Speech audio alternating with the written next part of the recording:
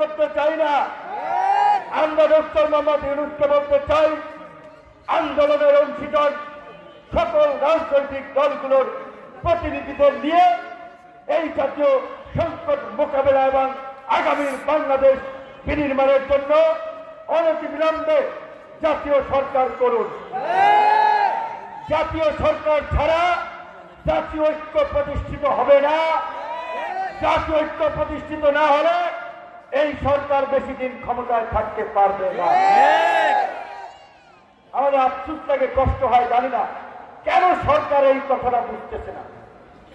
আজকে এই ছাত্র জনতা যারা একটা ভোটের জন্য, নির্বাচনের জন্য জীবন দিয়েছে, লড়াই করেছে, তারা গত 17 বছরে এই যে শেখ হাসিনার শাসন আমলে যে দানবীয় রাষ্ট্র ব্যবস্থা গড়ে উঠেছে, এই দানবীয় রাষ্ট্র কাঠামোর